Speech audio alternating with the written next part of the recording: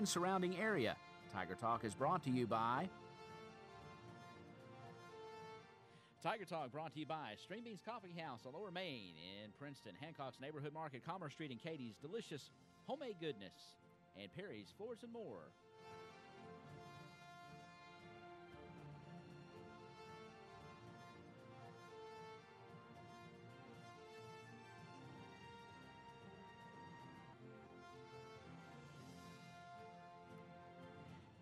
And a very good morning to you. Welcome to Tiger Talk at 8:04. It is Wednesday, and that means it is our extension program. Have the pleasure of welcoming into the WPKY studios our extension for Agriculture and Natural Resources, Shane Bogle. How are you this morning, sir? Finest frog here. I love. Ready to go. I love it.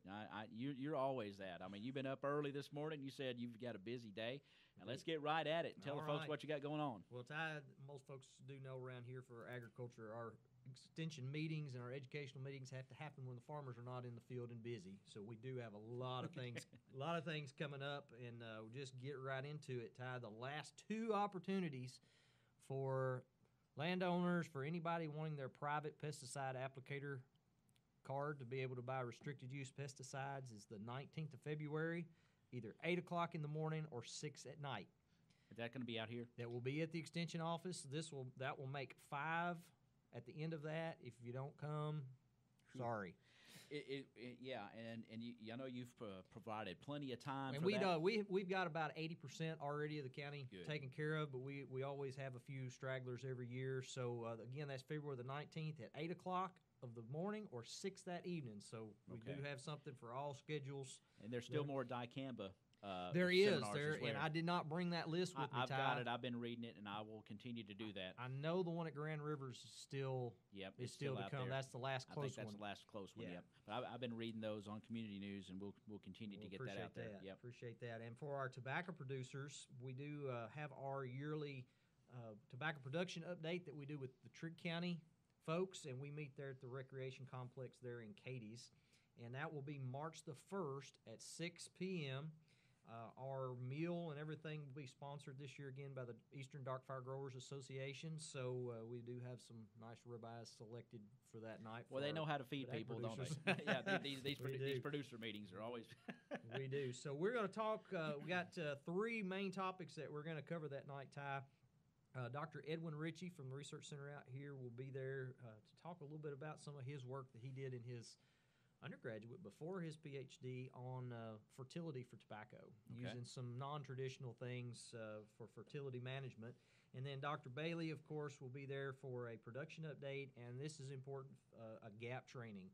So tobacco producers now have to be certified that they're doing things correctly with that tobacco, handling it correctly. And there is a training at the end of the meeting for those that do not get one through their grower association. A lot of our grower associations will have their own gap trainings, but we do have a lot of folks, especially some of our Mennonites and Amish that's doing organic tobacco, that don't get one of those trainings through their company. But they have to go. They have to have it. Okay. They have to have it, and we will provide that at the end of that meeting. Again, that's March 1st at 6 p.m. at the Trigg Recreation Complex there in Katie's. Okay. And get a lot of calls this time of year, Ty, on fruit trees. Yep. And managing their fruit trees. Yeah. So we had several back in the fall of calls, so we have worked out a little deal to have a hands-on fruit tree pruning workshop. And Shady Grove Road, which is in the Crestville, between Farmersville and Crestville. Right. We are going to have a fruit tree pruning workshop on some property there that has several different kinds of trees. Going to do a hands-on pruning workshop on March the 5th. That is a Monday at 10 o'clock in the morning. Daniel Becker is the UK Extension Associate for Fruit and Vegetable Production at the Research Center, and he's going to come do that demonstration. So bring your pruners, anything that folks might have already. We will have some things there. But this is hands-on. This is hands-on. You're going to get to sit. You're going to get to make some of the cuts. And again, we will have field day signs, Ty, because this place is a little hard to find. But Josh will turn up Josh Ramage's driveway. And we're going to go in behind his place there. But I'll have signs there at the road on Shady Grove Road. So look for signage. Look for the signage. It'll get you right in there on that day. And I do want folks to please call and register for that because we are dealing with Mother Nature. Right. And March the 5th, we do not know what the weather's going to be like Yes. yet. And if we're pouring down rain, if it's cold, we're still going to be there. If it's raining and nasty, we will be canceling that. And I need folks to register so we can let them know. 365-2787. Call Shane. And again, that's going to be a couple of hours worth of Hey, anything you need to know about getting those trees ready for the spring. You folks have orchards or maybe just hobbyists Just out backyard, there. Yeah, yes. backyard Yeah. fruit trees. Yeah, get out there. It'd be very informative for you. For our beef producers, we always try to be well-rounded here, Ty. Of course. We love our cattle. So on March the 7th, that's the Wednesday after our fruit tree pruning workshop, is the Mid-South Stalker Conference. And Ty, this is a yearly event that our folks with University of Tennessee, University of Kentucky put on at different locations. This year it is at the Logan County Extension Office there in Russellville. Nice facility if you've ever been by that. And close by, though. It Not is. too far. It's not too far at all. Again, that's Wednesday, March the 7th. And we will be starting there with registration at 8 o'clock. Got a trade show going on, be vendors and stuff. And then lots of talking about international markets, alternative forage options for stockers, confinement and cattle housing considerations. That's very important. We are seeing a little bit more of folks that's retaining those calves longer, putting some more gain on them before we're selling. Before taking them to market. Because it doesn't make a whole lot of sense. I understand we deal with mud here in Kentucky. It's the reason we don't keep them long. But we put them on a truck and we ship them all the way to Texas, to Nebraska, to put feed on them, and then ship them right back. So anytime folks can retain that a little longer, Right. put a little bit more money in their pocket. Exactly. And that will be going on again March the 7th. If you need registration information for that, I'll leave that with Ty. You can also call the Extension office or just type in Mid-South Stalker Conference. It's the first thing that comes up on Google because I checked this morning. Okay, so you. Yes. Now this is something again. Do they have this annually? This is an annual event. It's Yeah. never in the same place. Okay. But as I'm looking at this, I wished I didn't have another meeting that day to go myself. But mineral supplements, managing health disorders in feeder calves. So they're going to cover all. They're going to kinds of cover stuff. a lot of stuff. And then, of course, we got the trade show going on. They're also going to have some virtual tours of some cattle operations. Nice. Drones. We can do a lot of stuff Yes, nowadays yes. with this stuff going on. It's great. And then wrapping that up with some door prizes. There is a registration fee for that, Ty. It's not much. I don't remember. It's not on what I printed here, but Okay. If you type that in, like I said, you'll to see Google, all the information. you'll see Yeah. it. If you can't, if you're not internet, call the Extension office. We'll get that information to you. Good deal. A little closer to home. We're talking about keeping these animals a little bit longer. We do have to have facilities and fences to keep them. And Ty, if you drive down the road, you see a vast array of fences. Very much so. From cattle panels wired together Mhm. to really nice fences. Well, this year, the Kentucky Forage and Grassland Council, which is kind of a group, I've been on the board for that for several years, that just helps promote forages in Kentucky. It is a valuable resource that we have. No doubt. And it's a good thing. Well, they sponsor different events and help different events come on. Princeton will be hosting on March the 20th a fencing school. Wow. All day, nothing but fencing. That's fantastic. We've got representatives from a lot of the companies, Gallagher, Stay Tough. There's 2 or 3 more, but talking about the economics of fencing and actually going to the field, spending time making braces, showing how these different fencing systems, because there's multiple fencing systems Sure. that we can use, from woven wire to barbed wire to high tensile systems. So that's going to, registration will be at 8 o'clock. You do need to pre-register for that event. There is a $30 participant fee.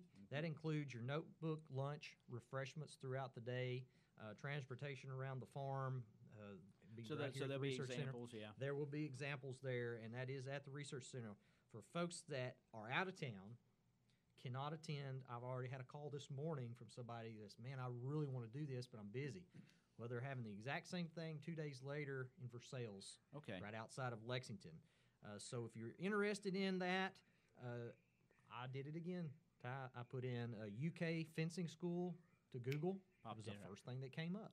Man, The they're on it. 2018. So, yeah, connecting searches, that's a good thing. But Yeah. if you do not have internet access and are interested in that, we have the information at the Research Center, can get that to you.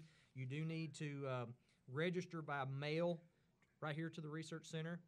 To Christy Forsythe will be taking care of that for the Forage and Grassland Council. Will this be fencing options for all livestock producers? This is mainly centered around cattle? beef cattle, Okay. yes. Okay. Now, Didn't know if you there'll be variations, and we will there see may be- multiple species yes. that can be.